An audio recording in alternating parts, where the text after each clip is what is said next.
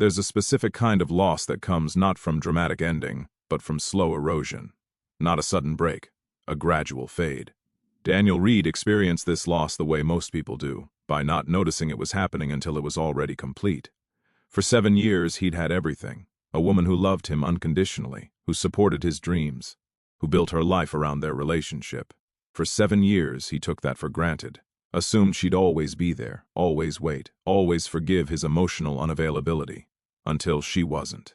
Until the day Emma Walsh walked into their shared apartment and said, "I'm moving out, I'm done waiting." The day she finally moved on after 7 years of patient hope.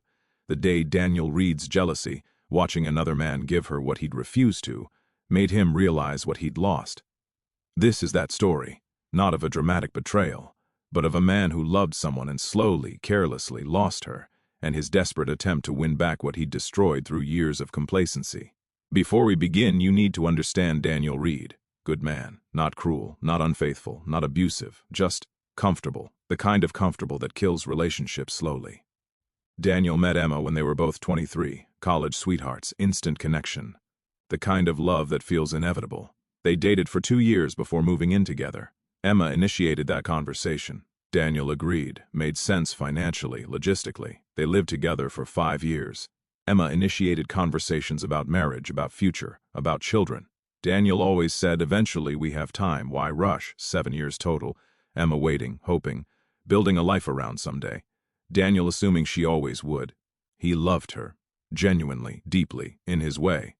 But his love was passive, assumed, undemonstrative. He showed up, paid his share of rent, was faithful, didn't yell or disrespect. By conventional standards, he was a decent partner. But he didn't pursue, didn't romance, didn't make her feel chosen.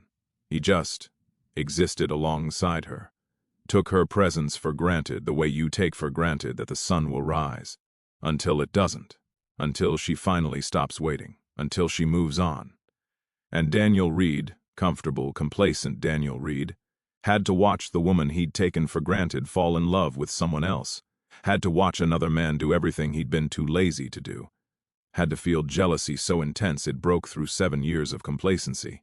And by the time he realized what he'd lost, it was almost too late. This is the story of how Daniel Reed learned the hardest lesson. Love doesn't die from one betrayal. It dies from 1,000 small neglects. And sometimes you don't know something's dying until you watch it live again, for someone else. Daniel and Emma met in college, junior year, literature class. She was brilliant, passionate about books. Saw stories everywhere. He was practical, engineering major, saw systems and solutions. They shouldn't have worked, opposites in every way. But somehow, they did. Their first date, coffee shop near campus. 3 hours of conversation that felt like 30 minutes. Emma talked about narratives and meaning. Daniel listened, fascinated by someone who saw the world so differently. Daniel talked about building things that lasted. Emma listened, charmed by someone so grounded. They balanced each other. He anchored her dreaminess. She expanded his pragmatism. For the first 2 years, it was perfect. Daniel pursued, planned dates, sent flowers, made effort, not because he had to, because he was in love, because winning Emma felt important. Emma blossomed under that attention, felt chosen, valued, seen. She fell completely. The kind of love that's all in, no reservations, no hedging. She told Daniel after 1 year, "You're it for me, my person, my forever." Daniel felt the same, told her so, meant it. They graduated, got jobs, moved in together. That's when things started shifting. Not dramatically, gradually. Daniel got comfortable. Emma was his, committed. Why keep pursuing what you've already won? The flowers stopped. Weekly date nights became monthly, then occasional, then forgotten. We see each other every day, Daniel reasoned. We don't need formal dates. Emma agreed, made sense. They were building a life. Daily proximity counted, except it didn't. Not the same way, not with the same intention. Year 3, Emma started mentioning marriage, not pressuring, just mentioning. Do you think about our future? Of course, we're living it. I mean long-term, marriage, kids, the whole thing. Eventually, we're only 26, why rush? Reasonable answer. Emma accepted it. Year 4, Emma brought it up more directly. Daniel, where is this going? Do you want to marry me? Yes, eventually, when we're ready. When will that be? I don't know, why does there need to be a timeline? Because I'm building my life around us. I need to know you're building toward the same thing. I am. I'm just not in a hurry. Marriage doesn't change how I feel about you. But Emma needed it to, needed the commitment, the public declaration, the security. Daniel didn't understand why. They were committed, living together. What did a ceremony change? Everything, Emma would have said. It changes everything. But she didn't push, didn't want to force him, wanted him to want it. Year 5, Emma stopped bringing it up. Not because she stopped wanting it, because she was tired of asking, tired of feeling like she was begging to be chosen. She started building a life that didn't revolve around Daniel, pursued her career harder, publishing, editorial work, climbed from assistant to editor, made new friends, joined a book club, took pottery classes, built an identity separate from Daniel's girlfriend. Daniel noticed the shift peripherally. She was busier, less available, more independent. He liked it, less pressure, less conversations. About future, more peace. He didn't realize peace in relationships often means distance. Emma wasn't content. She was resigned. Year 6, Emma met someone at work, James Chen, new author they were publishing. Nothing happened. Emma wasn't a cheater. But James paid attention, asked about her day, remembered small details, made her laugh. Emma noticed the attention, how it felt to be seen again, then felt guilty for noticing. She loved Daniel, was committed to Daniel. But she also missed being pursued, being chosen actively, not just assumed. She didn't tell Daniel about James. Nothing to tell. Professional relationship. But the contrast was stark. James made her feel visible.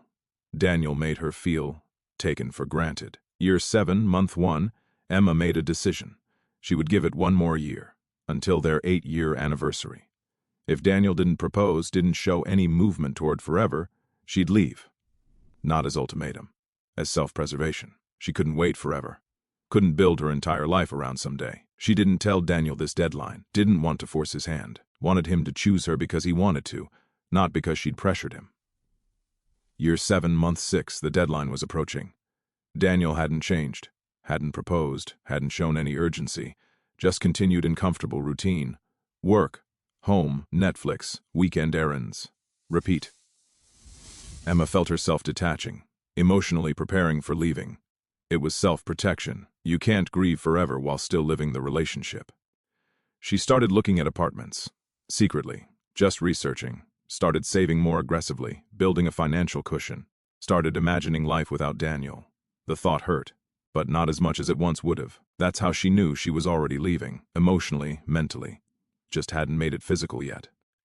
Year 7, month 9, Emma made plans, found an apartment, affordable, available in 2 months. Put down deposit. First month. Security, done. She would leave at 7 years, before the 8-year mark, before more time was wasted waiting for a man who was comfortable enough not to act. She still loved Daniel. Probably always would. But love without action is just feeling, not relationship, and Emma deserved relationship, partnership. Someone who chose her actively, not someone who just didn't leave. Year 7, month 10, Emma started packing. Slowly, subtly. Clothes she rarely wore. Books Daniel wouldn't notice missing. Small things. Preparing emotionally and practically. Daniel noticed nothing. Why would he? Everything seemed fine. Emma was there. They were stable, comfortable. That word would haunt him soon. Because comfort in relationships isn't peace.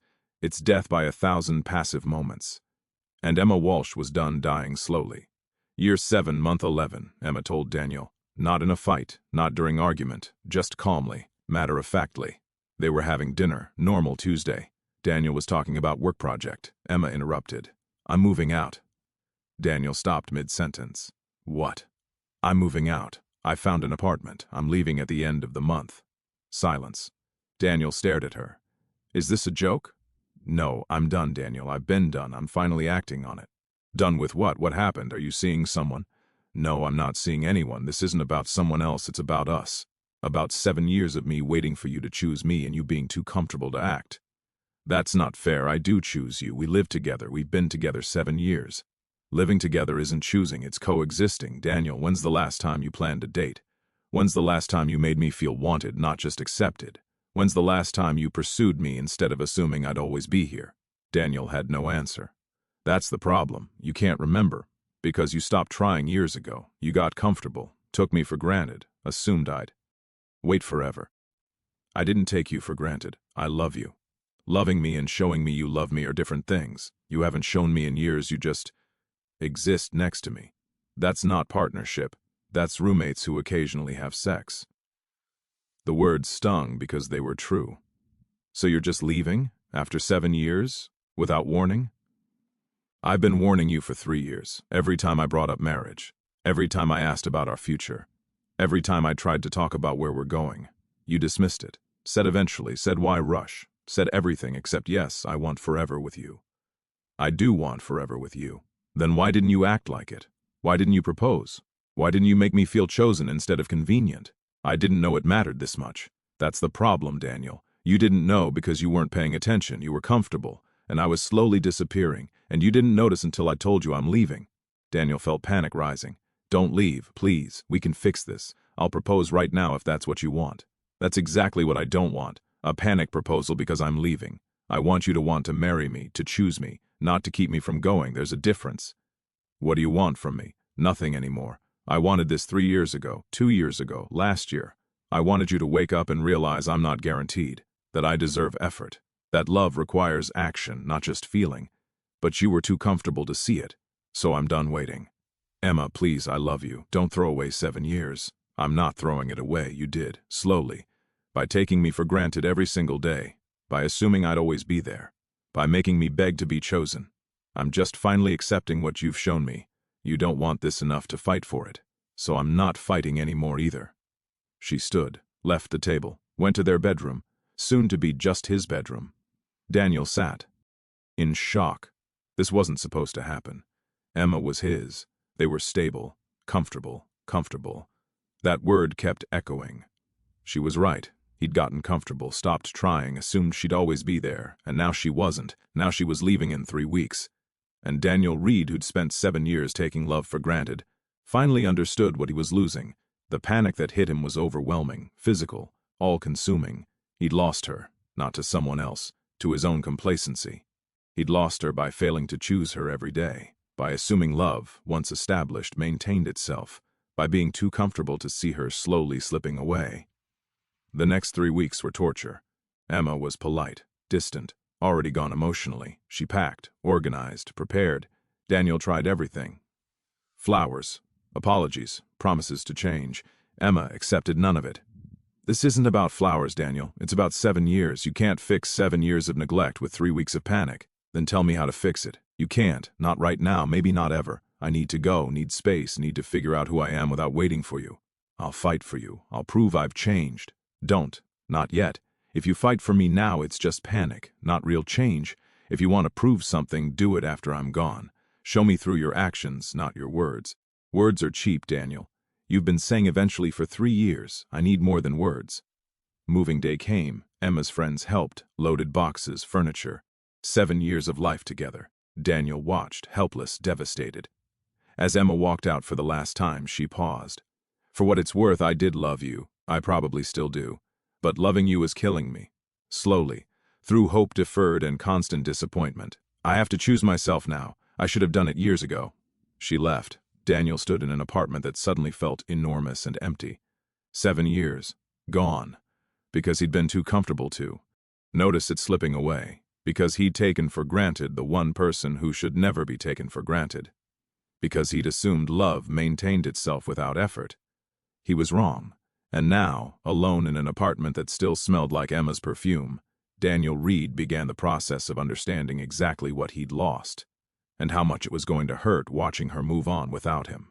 The first month without Emma was education in absence. Daniel had lived with her for 5 years, been with her for 7. He'd never lived alone as an adult. Now, every morning, he woke to silence. No Emma getting ready for work, no coffee conversation, no kiss goodbye. Just silence. He tried maintaining routine, work, gym, home, repeat, but everything reminded him of Emma.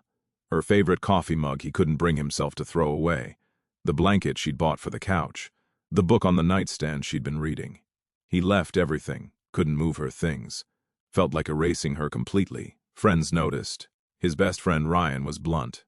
"You look terrible." "Thanks. I mean it. You've lost weight, you're not sleeping, this breakup is destroying you." "She's been the center of my life for 7 years, of course it's destroying me." "Then why did you let her go? Why didn't you propose years ago?" "I thought we had time. I didn't want to rush." "Rush?" "Daniel, 7 years isn't rushing. It's waiting. You made her wait 7 years while you decided if you wanted forever. Of course she left." Ryan's words echoed Emma's. Everyone could see what Daniel had been blind to. He'd taken her for granted. Assumed she'd wait forever. She didn't. Month 2, Daniel started therapy, not his choice. His sister insisted. "You're depressed. Barely functional. You need professional help." The therapist, Dr. Linda Park, was direct. "Tell me about Emma." Daniel did, 7 years. The love, the comfort, the breakup. "What did you do wrong?" "I got comfortable, stopped trying, took her for granted." "Did you know you were doing that?" "No, I thought we were fine, stable." Stable isn't the same as healthy. Stability can mean stagnation. You confuse the two. "How do I fix it?" You don't, not immediately. You work on yourself. Figure out why you got complacent, why you stopped pursuing her, why you assumed she'd always be there.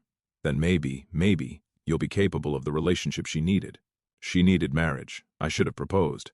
No, she needed you to actively choose her. Marriage was just the symbol. The deeper issue, you stopped making her feel valued, wanted, pursued. You treated her like furniture. Essential but invisible. She left because she refused to be invisible anymore. The sessions were painful, confronting his failures, his assumptions, his complacency, but necessary. Month 3, Daniel focused on himself, threw himself into work, promotion opportunity. He pursued it aggressively, started working out seriously, lost the weight from stress, gained muscle, looked healthier, took up hobbies Emma had suggested years ago that he'd dismissed. Photography, hiking, not to win her back, to become someone worthy of being won back. Dr. Park was clear. If you change just to get Emma back, you'll revert once you have her. Change because you need to grow. If Emma comes back, great. If not, at least you're better. Month 4, Daniel heard Emma was dating. Casual mention from mutual friend. Saw Emma last week. She looks good. Said she's seeing someone. The news hit him like physical blow. Emma, dating, someone else. Of course she was. Beautiful, smart, available. Why wouldn't she be? But knowing it intellectually and feeling it emotionally were different. Emma with someone else, someone making her laugh, someone taking her to dinner, someone giving her what Daniel hadn't. The jealousy was overwhelming, irrational, all-consuming. Daniel wanted to know everything. Who was he? Where'd they meet? Was it serious? He restrained himself. Barely. Asked no questions. Checked no social media. Dr. Park, this jealousy is telling you something. What is it? That I love her, that I can't stand the thought of her with someone else. Or that you can't stand someone else valuing what you didn't. Sometimes jealousy is less about love and more about ego. Someone else appreciating what you took for granted. That's not. Sit with that. Really sit with it. Are you jealous because you love her? Or because someone else is treating her the way you should have? Uncomfortable question. True question. Daniel sat with it. Realized both. He loved Emma. And he was devastated that someone else was doing what he'd been too lazy to do. Pursue her. Choose her. Make her feel wanted. Month 5, Daniel saw them. Accidental. Coffee shop. Emma with a man, laughing. Daniel froze. Couldn't move. Just watched. The man was attentive, leaning in, listening, engaged. Emma was glowing, animated, happy. The way she used to look with Daniel. Years ago. Before he got comfortable. The man touched her hand. She didn't pull away. Daniel felt like dying. This was what she'd needed. What he'd failed to give. Attention, interest, active pursuit. And someone else was giving it. Daniel left without Emma seeing him. Went home, sat in the apartment that still felt half empty. Called Dr. Park. Emergency session. I saw her, with someone. She looked happy. How does that make you feel? Destroyed, jealous, angry at myself. If I'd just tried, if I'd just put in effort, she'd still be mine. Would she? Or would you have eventually gotten comfortable again, taken her for granted again? Daniel, you don't get to be upset that someone else values her. You had 7 years. You chose comfort over effort. She chose herself over waiting. Now someone else is giving her what she deserves. That's not tragedy, that's consequence. I love her. Then love her enough to let her be happy, even if it's not with you. That's real love, wanting their happiness. Over your comfort. Daniel knew she was right, didn't make it hurt less. Month 6, Emma reached out. Text, simple. Can we talk? Coffee? Daniel's heart stopped. 6 months since she'd left. 6 months of silence. Now this. He agreed immediately. They met at Neutral Coffee Shop. Emma arrived looking different, confident, independent. "You look good," Daniel said. "Thanks, so do you. You've been working out." "Trying to. How are you?" "Good. Really good, actually. I wanted to check in, see how you're doing." "I'm managing. Therapy helps. I'm working on myself." "I'm glad. Daniel, I don't want there to be awkwardness between us. 7 years means something. I don't want us to be strangers." "We're not strangers. We'll never be strangers." Pause, heavy. "I heard you're seeing someone," Daniel said carefully. Emma nodded. "I am. James. We met through work. He's good to me." The words hurt, but Daniel kept his face neutral. "I'm happy for you, if he treats you well." "He does. He's attentive, present, shows up. She stopped. "Everything I didn't," Daniel finished. "I wasn't going to say that. But it's true, Emma, I'm sorry for all of it, for taking you for granted, for making you wait, for being too comfortable to see what I had. I'm sorry." Emma's eyes were wet. "Thank you for saying that. I needed to hear it, even though it doesn't change anything." "I know, I'm not trying to change anything, just acknowledging I failed you for years. I see that now. You didn't fail me, you just stopped trying, and I stayed too long hoping you'd start again. We both made mistakes. Mine were bigger. Maybe, but I stayed when I should have left. That's on me." They talked for an hour, catching up, closing loops, finding peace. When they parted, Emma hugged him.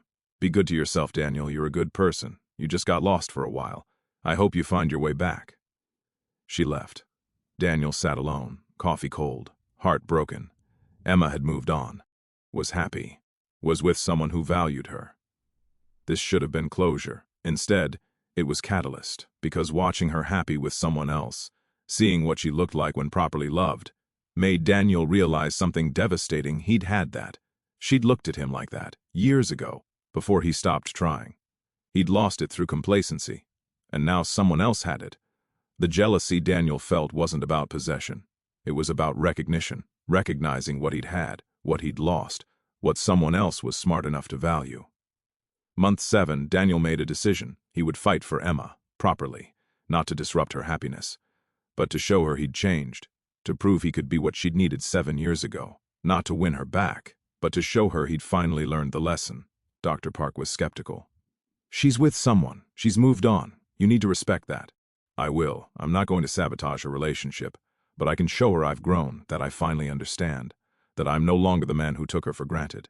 And if she still chooses him, then I accept it, but at least I'll have tried. At least she'll know I finally saw her, really saw her, even if it's too late. That's growth. Just be careful. Don't hurt her again by giving false hope."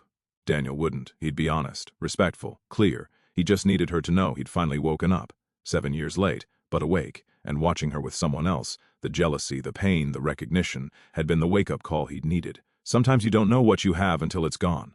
Sometimes you don't know how to love someone until you watch someone else love them better.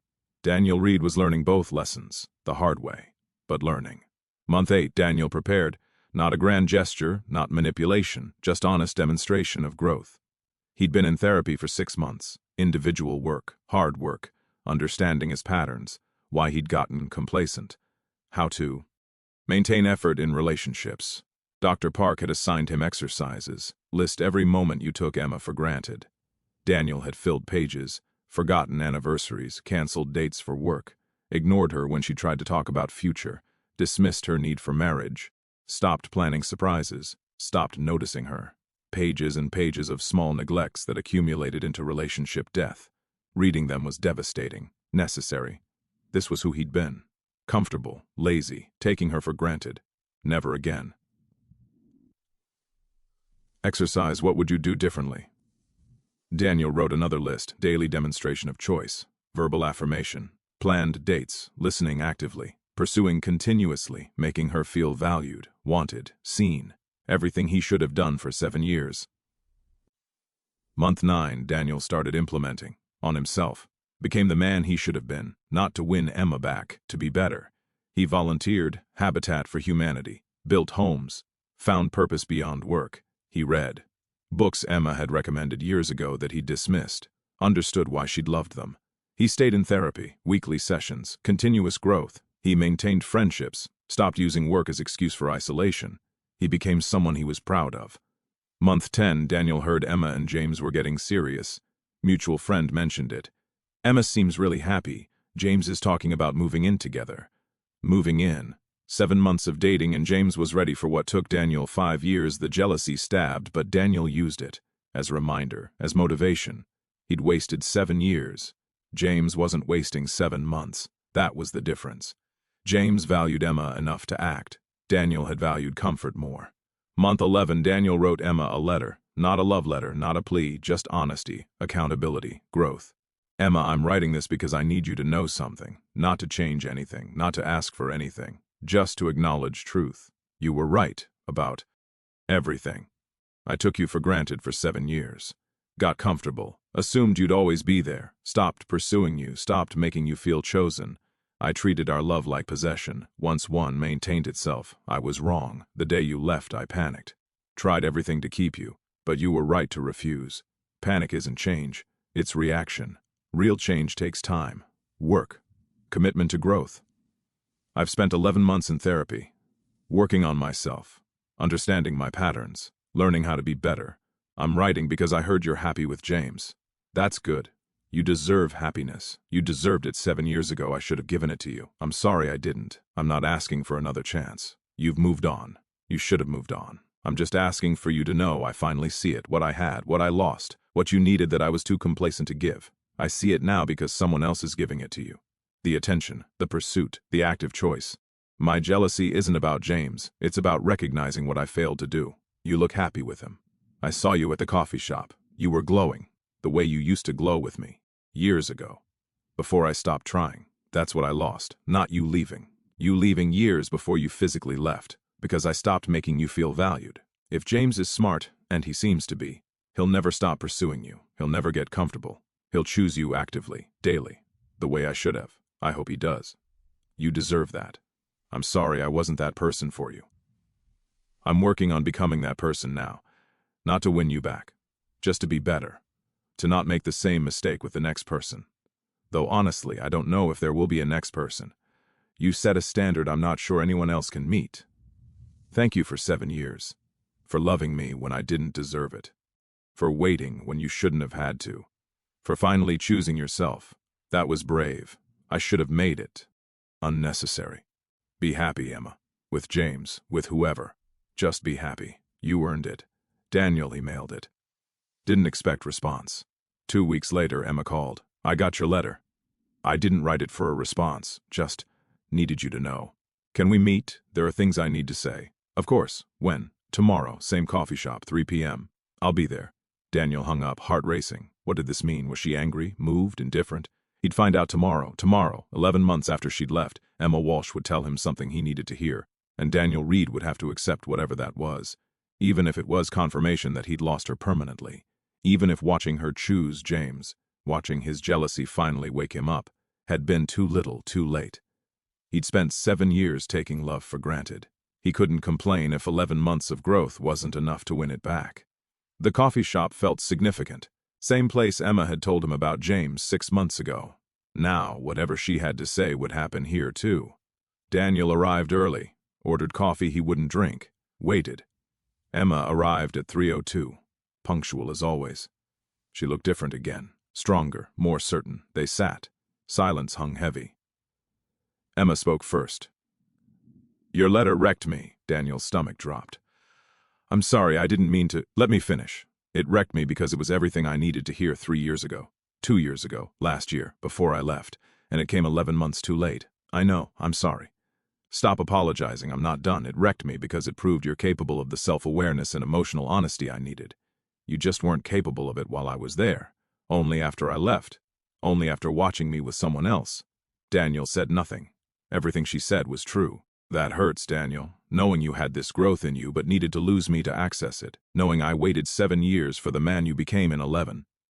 Months without me. I know. I hate myself for it. Don't. Self-hatred isn't growth. It's just pain. And I don't want you in pain. But Daniel, I need you to understand something. Anything. I mourned you for 2 years, while we were still together. I grieved the man I fell in love with while lying next to you every night. I watched you disappear into comfort and convenience. I tried everything to bring you back. Nothing worked, so I left. Her voice cracked. Daniel's heart broke. When I started seeing James, it wasn't to replace you. It was to remember what it felt like to be chosen, to be pursued, to matter to someone enough that they showed it. He did all the things you used to do, the things you stopped doing years ago. I'm happy he did. You deserved that. But here's the thing, being with James helped me heal, helped me remember my worth, but it also did something else. What? It made me realize what I actually wanted, and it's not simple. Daniel waited, afraid to hope, afraid not to. James is wonderful, attentive, present, everything I said I needed, but Daniel, he's not you. Daniel's breath caught. I spent 7 years with you, 7 years of history, inside jokes, shared dreams, foundation. James and I have chemistry, compatibility, but we don't have history, we don't have depth. We have potential, but potential isn't the same as built. What are you saying? I'm saying your letter made me realize something I'd been avoiding. I'm not over you, I thought I was. Thought moving on meant feeling nothing. But I feel everything, still, always. Daniel's heart was racing. Emma, but that doesn't mean we get back together. That's not what I'm saying. I'm saying I'm confused. For the first time in months, I don't know what I want. Your letter showed me you've grown. James shows me every day that he values me, and I'm stuck between what was and what could be. I'll wait, however long you need. That's not fair to James, or to you, or to me. I need to figure this out without pressure, without either of you waiting. What do you need from me? Emma looked at him with those eyes he'd loved for 7 years. I need you to keep growing, not for me, for you. Show me that the man in that letter is real, sustainable, not just panic over losing me. If you've really changed, if you've really learned, you'll keep being that person whether I come back or not. I will, I promise. Don't promise. Show me through actions over time the way you should have shown me 7 years ago. How much time? I don't know. Months, maybe. I need to be fair to James. Need to figure out if what we have is real or if I'm just avoiding the harder choice. Need to know if choosing you again would be growth or regression. I understand. Do you? Because Daniel, if I choose you, it won't be like before.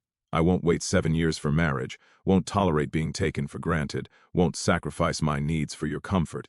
It'll be different. Are you ready for that? Yes, completely. I don't want what we had. I want what we should have had. What I was too stupid to build the first time. Emma nodded, tears in her eyes. I have to go. I need to think, to process, to figure out what's real and what's nostalgia. Can I ask one thing? What? The jealousy I felt, watching you with James. It taught me something, showed me what I'd lost. Does that matter, that it took seeing you with someone else to wake me up? Emma considered this. It matters that you woke up, how you got there. Less important.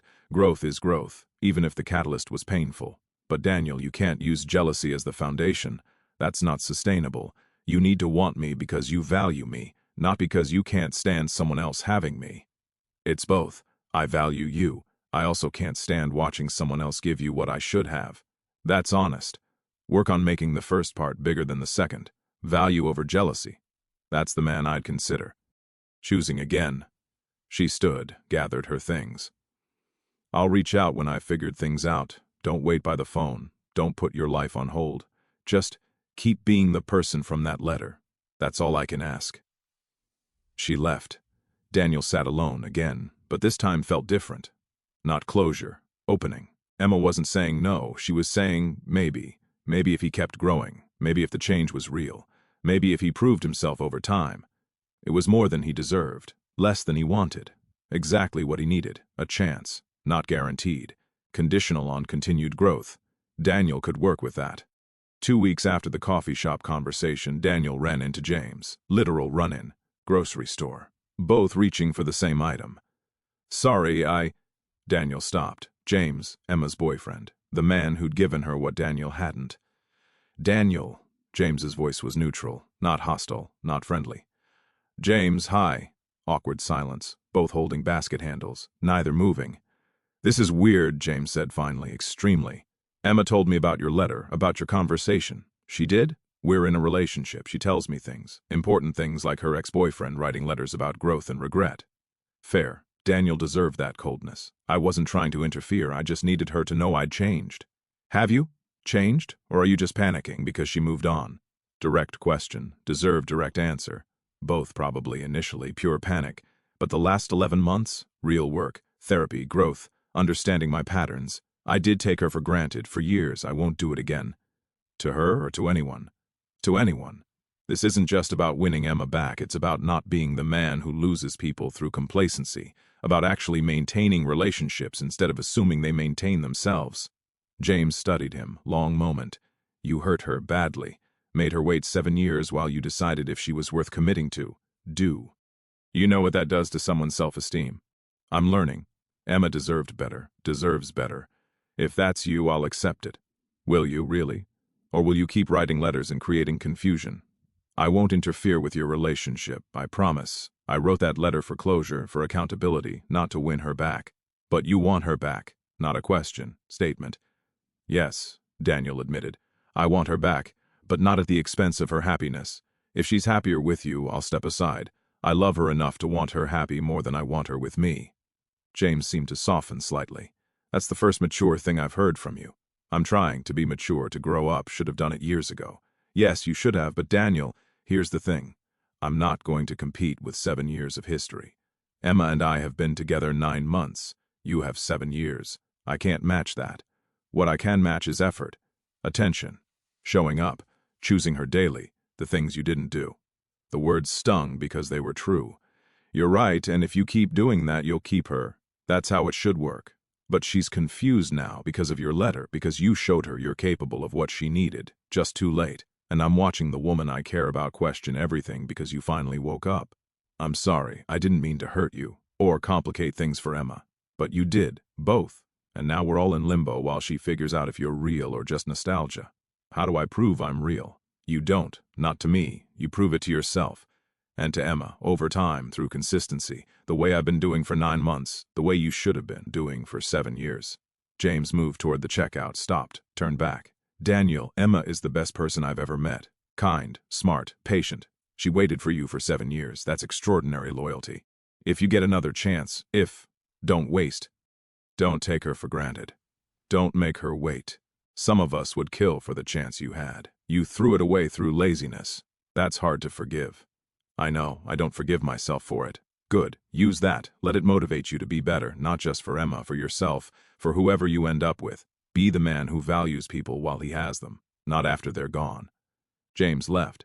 Daniel stood in the grocery store, groceries forgotten, processing. James was right about everything. Daniel had wasted 7 years, had taken extraordinary loyalty for granted, had only valued Emma after watching someone else value her. That was shameful. But it was also catalyst. James was doing everything right. Pursuing Emma, choosing her, showing up the way Daniel should have from the beginning. If Emma chose James, it would be deserved. Fair. Right. If Emma chose Daniel, it would be grace. Second chance. Undeserved. Either way, Daniel had learned the lesson. Jealousy isn't attractive. Panic isn't love. Only consistent action over time proves anything. He'd spent 7 years failing at that. He'd spent 11 months learning it. Now he needed to keep proving it, whether Emma chose him or not. That was growth, real growth, the kind that transcended any single relationship. Daniel left the grocery store with new clarity. He wasn't fighting for Emma anymore. He was fighting to be the man worthy of someone like Emma. If that man won her back, great. If that man lost her permanently, at least he'd be someone better. Someone who wouldn't make the same mistake twice. That was something. That was everything. 3 months passed after the coffee shop conversation. Daniel kept growing, not for Emma, for himself. Month 12, he got promoted, senior engineer, leadership role, not because he worked more, because he worked smarter, led better, showed up for his team. The man who'd let his relationship die through neglect was becoming someone who nurtured what mattered. Month 13, he volunteered more. Habitat builds, mentoring, giving back. Found purpose beyond career, beyond relationship, beyond himself. Became someone with depth, interest, life outside work. The man Emma had begged to engage with life was finally engaging. Month 14, he maintained friendships, regular hangouts, emotional availability. Ryan noticed the change. You're different, really different. Not just surface, deep. Therapy, growth, learning who I should have been. Think Emma will come back? I don't know, I hope so, but I'm doing this whether she does or not. That's the right answer. Growth for its own sake. Daniel believed it, mostly. Still thought about Emma daily. Still hoped, still waited. But no longer desperately. No longer from place of panic. From place of I'm becoming someone worthy. If she notices, great. If not, I'm still better. Month 14, week 3, Emma texted, "Can we meet? I've made a decision." Daniel's heart stopped. This was it, the decision, her choice. Him or James, past or future, 7 years or 9 months. "Yes, when and where?" "Tomorrow, 6 p.m., my apartment. I need to tell you in private." Her apartment, the one she'd moved to when she left. Daniel had never seen it. "I'll be there." That night, Daniel barely slept. Tomorrow, Emma would tell him if he'd lost her permanently or earned a second chance. Tomorrow, 14 months of growth would either pay off or prove insufficient. Tomorrow, the jealousy that had woken him up would either lead to reunion or closure. He wasn't ready. Also completely ready. He'd done the work, grown, changed, become someone better. If that wasn't enough, nothing would be. At 5:45 p.m., Daniel drove to Emma's apartment, parked outside, sat, breathed. Whatever happened in the next hour would define his future. At 5:58, he knocked. Emma answered immediately, like she'd been waiting by the door. "Come in." The apartment was small, cozy, very Emma. Books everywhere, art on walls, warmth. They sat on her couch, not touching. Appropriate distance. Emma took a breath. "I've been thinking, for 3 months, about you, about James, about what I want." Daniel waited, didn't interrupt. "James is wonderful. He's everything I said I needed. Attentive, present, committed. He asked me to move in with him last week."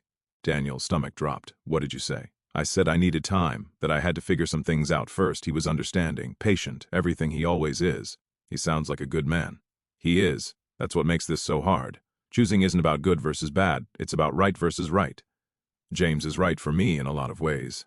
But Daniel, you're right for me in ways that have nothing to do with logic. Daniel's heart was racing. Your letter, the growth you've shown, the man you've become. It's everything I needed 7 years ago. Everything I begged for. And you finally are that man, just 14 months too late.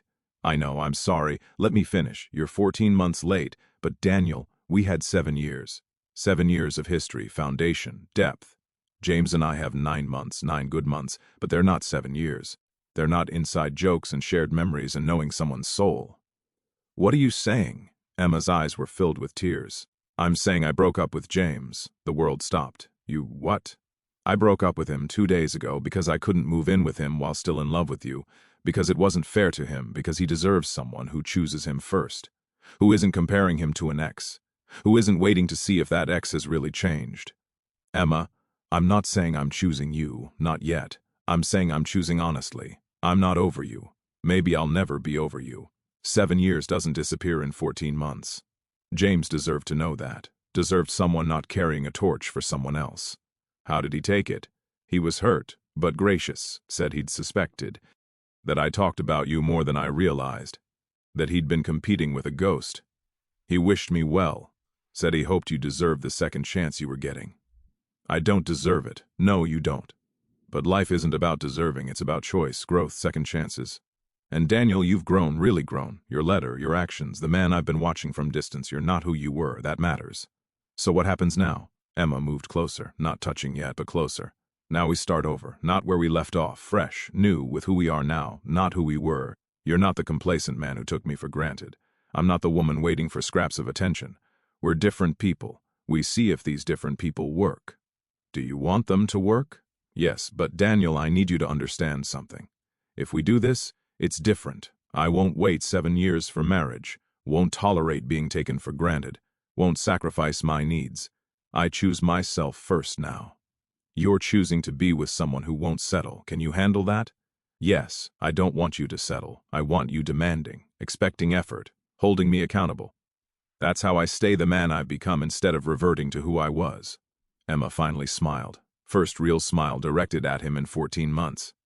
Then we can try, slowly, dating, getting to know who we are now. No assumptions, no taking for granted, just 2 people choosing each other daily on purpose, with effort.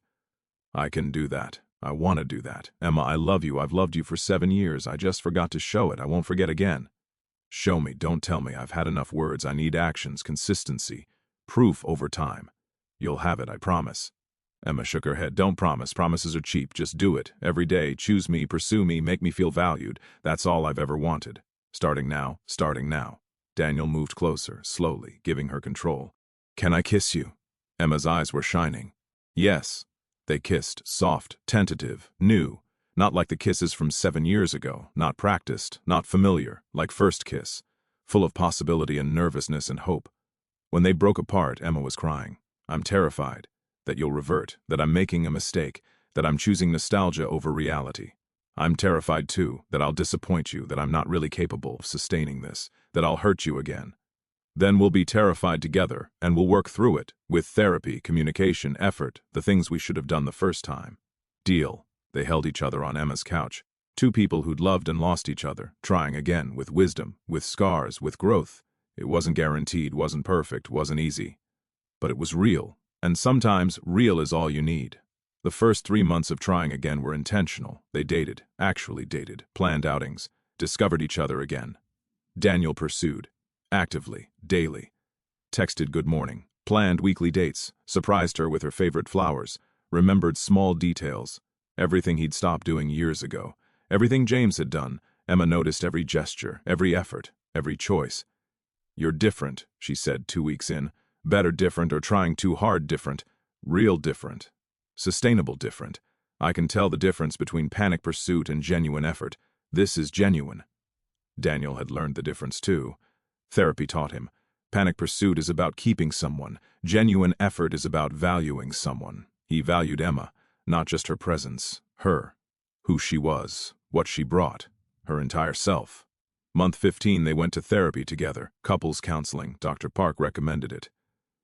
You need tools, communication strategies, ways to avoid old patterns. Individual work is good, couples work is necessary. The therapist, Dr. Chen, ironically, was direct. You have history, good and bad. The good, deep connection, shared foundation. The bad, 7 years of neglect, broken trust, pain. We need to honor both. They worked on communication, on expressing needs before resentment built, on maintenance instead of crisis management. Relationships require daily effort, Dr. Chen said. Like physical health, you can't work out once and expect permanent fitness. You maintain it. Same with relationships. Daniel, you stopped maintaining. Emma, you accepted that too long. Both need to change. They both committed to change. Month 16, Daniel met Emma's parents again. They'd always liked him, but now they were skeptical. You hurt our daughter, Emma's mother said bluntly, for years. Why should we trust you won't do it again? Fair question. You shouldn't. Trust isn't given. It's earned. I'm earning it. Through actions. Consistency, showing up. I can't promise I won't make mistakes, but I promise I won't make the same mistake. I won't take Emma for granted again. Words are easy. They are. That's why I'm backing them with actions. Ask Emma. She'll tell you if I'm different. Emma's mother looked at Emma. Is he? Emma nodded. He is really different.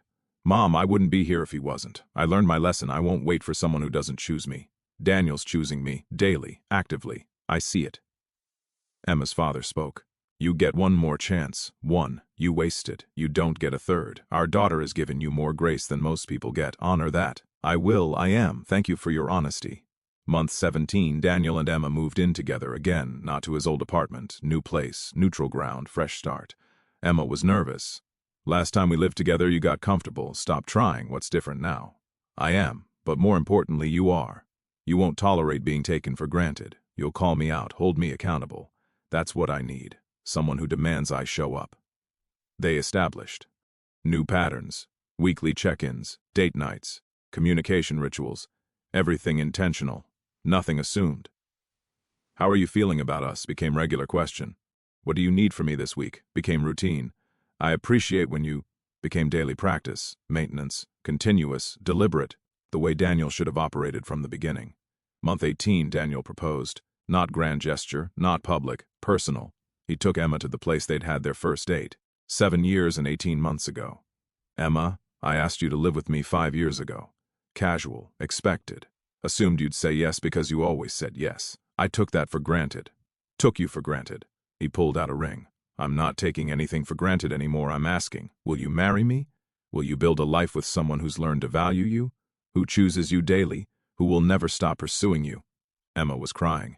Yes, but Daniel, I need to say something first. Anything. I'm saying yes because you've proven yourself. 18 months of consistency, growth, effort. You showed me you changed, not told me. Showed me. That's why I'm saying yes.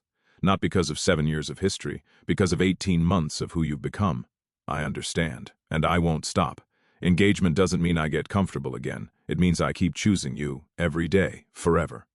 Then yes, I'll marry you. Daniel slid the ring on. Different from what he would have chosen 7 years ago.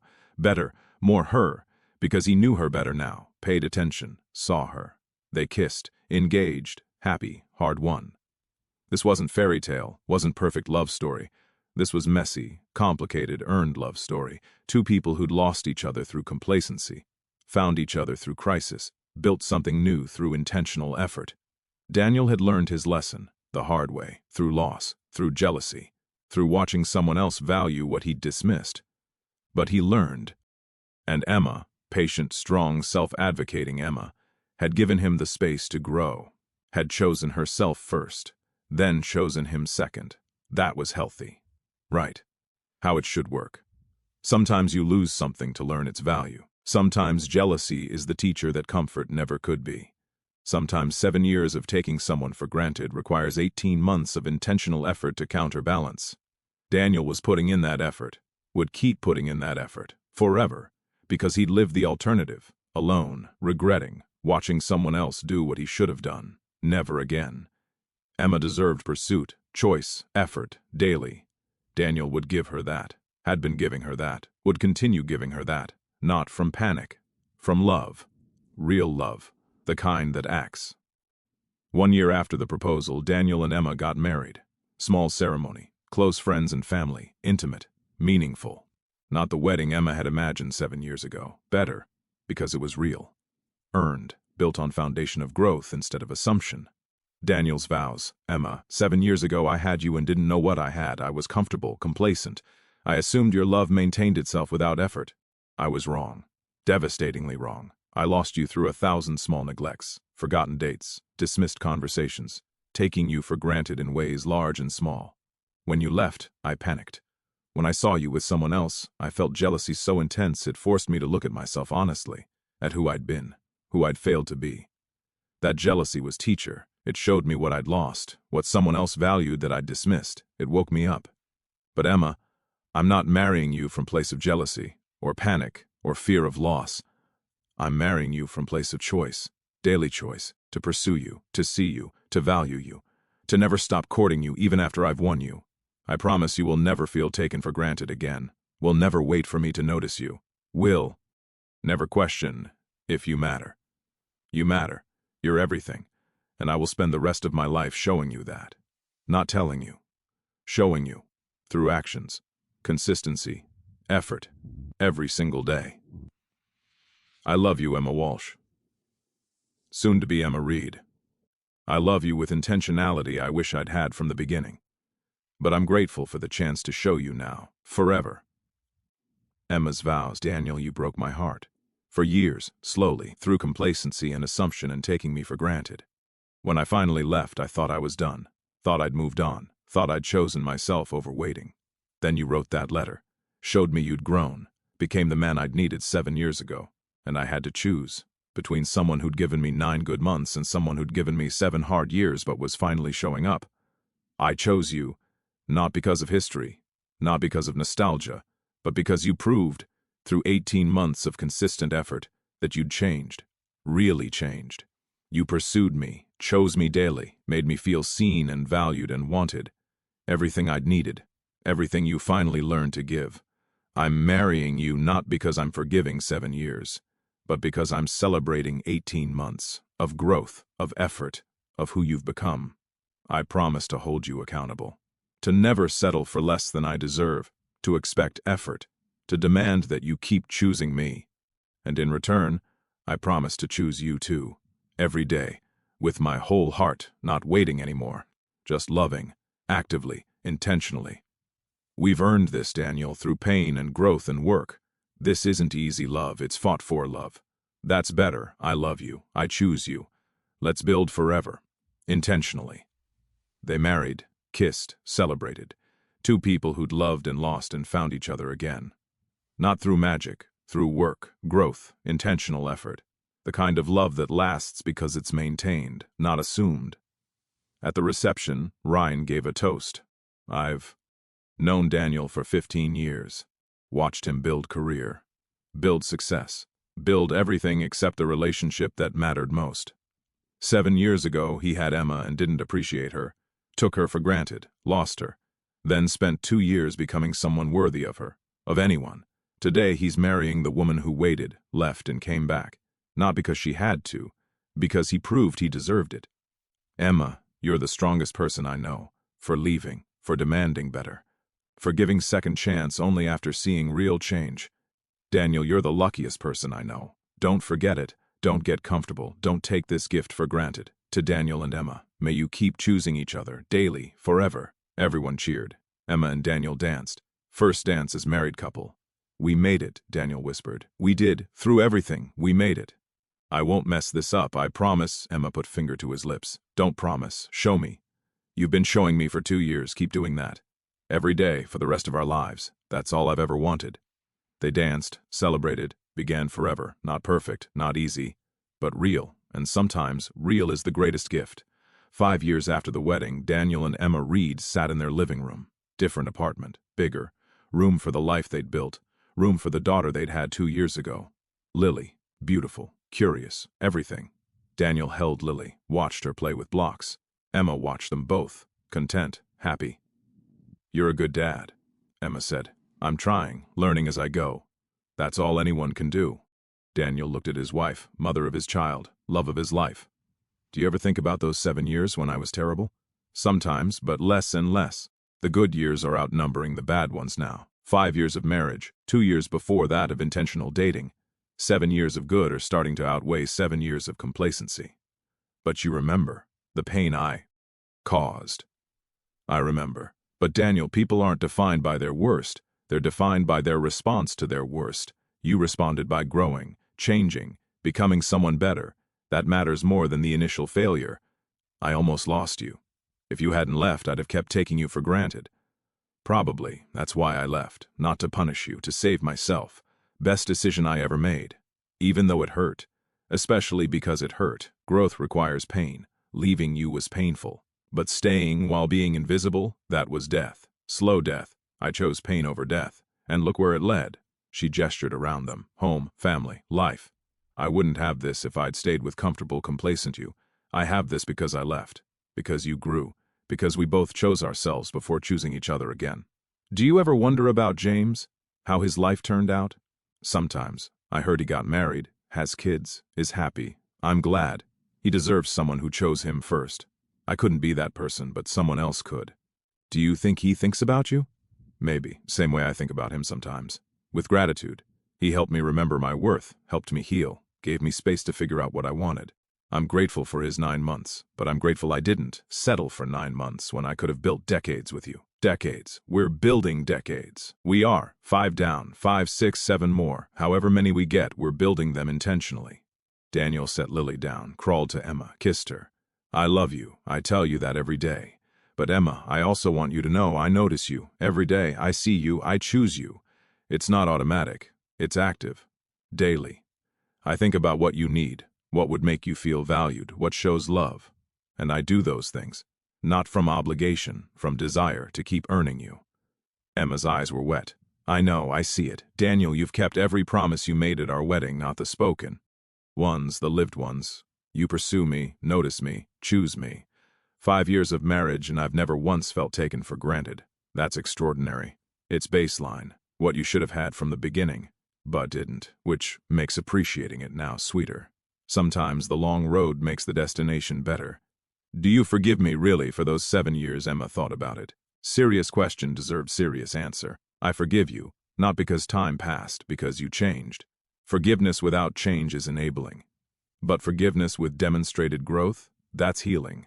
You've shown me, through 5 years of consistency, that you learned, that you're not that person anymore, that you value what you have, so yes, I forgive you. Thank you. Don't thank me, thank yourself for doing the work, for changing, for becoming someone worthy of forgiveness. That's not easy. Most people don't do it. They sat together, watching their daughter play, building blocks, building life. She'll never know how close we came to not happening, Emma said. Should we tell her, when she's older? Maybe. Teach her that relationships require effort, that love isn't guaranteed, that people have to choose each other actively, that complacency kills love, that growth is possible, all important lessons. She's lucky to have you as a mother, teaching her worth, value, self-advocacy. She's lucky to have you as a father, teaching her that people can change, that mistakes don't define you, that effort matters, that choosing someone daily is what love actually is. Daniel pulled Emma close. I almost lost this, you, Lily, this life, because I was comfortable, lazy, took it for granted. But you didn't lose it. You fought for it, earned it back. That's the story, not the taking for granted, the earning back. The jealousy helped. Watching you with James woke me up. Jealousy was catalyst, but growth was choice. You could have stayed jealous and bitter. You chose to grow. Instead, that's the difference. Do you still think about that time, when you'd left, when you were with James, when you had to choose? Sometimes. It was the hardest choice I've ever made. James was safe, available, uncomplicated. You were history, pain, potential. I chose potential, chose the harder path. Sometimes I wonder if it was the right choice. Daniel's heart skipped. Do you regret it? No, never. But Daniel, I chose you because you proved you'd changed. If you ever stop proving it, if you ever get comfortable again, I'll leave again. I love you. But I love myself more. That's healthy. That's what keeps us good. I won't sacrifice myself for this relationship, and you respect that. I do. I don't want you to sacrifice yourself. I want you whole, happy, choosing me because you want to, not because you feel trapped. Then we're good. We'll stay good. As long as we both keep choosing, both keep growing, both keep showing up. Deal. 5 years of marriage, 7 years of growth since Emma left. 12 years total of knowing each other. The good years were finally outweighing the bad ones, and every day, Daniel worked to make sure they continued to. Every day, he chose Emma. Actively, intentionally, not from panic, not from jealousy. From love, real love, the kind that acts. He'd learned his lesson, the hard way, through loss, through pain, through watching someone else value what he dismissed. But he learned, and Emma, strong, self-advocating, valuable Emma, had given him the space to learn, had chosen herself first, then chosen him second. That was the right order. That was healthy love. And 5 years into marriage, they were proving that second chances, earned through real growth, could build something extraordinary, not perfect, not easy, but real and lasting. The kind of love worth fighting for. 7 years after Emma left, Daniel Reed sat in Dr. Park's office. Not because things were bad, because he maintained therapy, kept growing, continued. Marriage doesn't mean therapy ends, means it matters more. How are things? Dr. Park asked. Good, really good. Emma and I are solid. Lily's amazing. Life is better than I ever thought possible. Better than 7 years ago? Incomparably better. 7 years ago I had Emma and was miserable. Didn't know it. Thought comfort meant happiness. But I was dying slowly. We both were. Now we're alive, both of us, together, building something real. What's different? Everything. Me mainly. I show up now, notice her, choose her, make her feel valued. It's not automatic, it's active, daily. I think about what she needs, what communicates love, and I do those things. That sounds exhausting. It would be if it were performance. But it's not. It's genuine. I want to do those things. Want Emma to feel chosen. Want her to never question if she matters. That's not exhausting. That's love. 7 years ago you'd have said love was just being together, not hurting each other, coexisting peacefully. 7 years ago I was an idiot. Love isn't passive. It's active. It's choosing someone, pursuing them, making them feel valued every day, not just at the beginning. Always. What taught you that? Losing Emma, watching her with James, seeing what she looked like when properly loved. The jealousy I felt forced me to see what I'd been missing, what I'd had and destroyed, through neglect. Jealousy is teacher. Uncomfortable teacher, but effective. I had to watch someone else give Emma what she needed to understand what I'd failed to give. Had to feel that visceral pain of replacement to wake up. Wish I'd learned earlier, easier, but I'm grateful I learned it all. Do you still feel jealousy? When you think about James? About that time? No. Now I feel gratitude. James helped Emma heal, helped her remember her worth, gave her what she needed when I couldn't. I'm grateful he was there. Grateful he was kind to her. Even grateful he lost her to me. Because it means he wasn't right for her. I was. Eventually, when I grew up. That's mature. I'm trying to be mature, to be better, to be the man Emma deserves, the father Lily deserves, the person I should have been all along. You're being hard on yourself. I took an extraordinary woman for granted for 7 years. I should be hard on myself. The key is using that hardness as motivation to be better, not as punishment to wallow in. And you're doing that? Every day. I think about those 7 years. What I did wrong. How I hurt Emma. Then I think, what can I do today to not repeat that? How can I show up? How can I choose? And I do those things. Not from guilt, from love, from desire to build something good. Dr. Park nodded. You've grown tremendously. 7 years ago, you couldn't have had this conversation, couldn't have acknowledged failure, couldn't have articulated growth. Now you do it naturally. Emma taught me, through leaving, through demanding better, through giving me a second chance only after I proved I deserved it. She taught me that love requires action, that relationships require maintenance, that people aren't guaranteed, that you choose them or lose them. Have you told her this? Every day. I tell her I see her, choose her, value her. I tell her she saved me by leaving, that the best thing she ever did was demand better, that I'm grateful for her strength. How does she respond? She says she knows, says she sees it, says the proof is in actions, not words, and my actions prove it daily. That's the highest compliment. Emma's saying she feels chosen, valued, seen. That's everything. What advice would you give to younger you, 7 years ago, Daniel? Daniel thought about it. Don't get comfortable. Don't assume love maintains itself. Don't take people for granted just because they're committed. Effort matters. Every day, pursuit matters. Always. The moment you stop trying is the moment you start losing them. And you won't notice until they're gone. So keep trying. Keep choosing. Keep showing up. That's the only way love lasts. That's good advice. Learned the hard way, through loss, through pain, through jealousy and regret, but learned. And now, 7 years later, I'm living proof that second chances are possible. If you do the work, if you really change, if you prove it through consistent action over time. Proud of you, Daniel. Thanks. I'm proud of me too, finally. Not for what I've built professionally, for who I've become personally. For the husband I am, the father I am, the man I am. That's worth more than any career success. The session ended. Daniel left, drove home to Emma, to Lily, to life, to everything he'd almost lost through complacency. Everything he'd earned back through growth. 7 years ago, Emma had left. 7 years later, they were building forever. Not despite those 7 years, because of them. Because pain can teach, loss can motivate, jealousy can wake you up. If you let it. If you choose growth over bitterness. If you use crisis as catalyst instead of excuse. Daniel had done that, and now, 7 years later, he had everything he'd been too comfortable to appreciate the first time. This time, he'd never make that mistake again. This time, he'd choose Emma. Every day, forever, with intention, with effort, with love that acts. That was the lesson. That was the gift. That was the promise he kept, daily, for the rest of his life. 10 years after Emma left, she and Daniel celebrated their 8th wedding anniversary. At Marcello's, the restaurant where James had taken her once, where she'd laughed and remembered what it felt like to be pursued. Now Daniel took her there, not to compete with memory, to honor it. James brought you here, Daniel said once, early on. How did you know? You mentioned it years ago, said he was attentive, made you feel seen. I remember every time you mentioned him, every detail, cataloged it so I could make sure I gave you more. Emma's eyes were wet. You do? Give me more. Daniel, these 8 years have been everything. Everything I hoped for. Everything you finally learned to be. I think about those 7 years sometimes, before you left. How miserable you must have been. I was, slowly dying, but also slowly gathering strength to leave, both at once. It was complicated. I'm sorry for all of it, for taking so long to see you, for needing to lose you to wake up, for the pain I caused. I know, and I forgive you, really forgive you, not just words deeply, because you changed, really changed. 8 years of proof, that's enough. What if I hadn't changed? What if you'd left and I'd stayed the same? Then we wouldn't be here. I wouldn't have come back. Emma from 10 years ago would have waited, hoped, tried to fix you. Emma now, she chose herself, and only came back when you proved you'd changed. That's growth on both sides.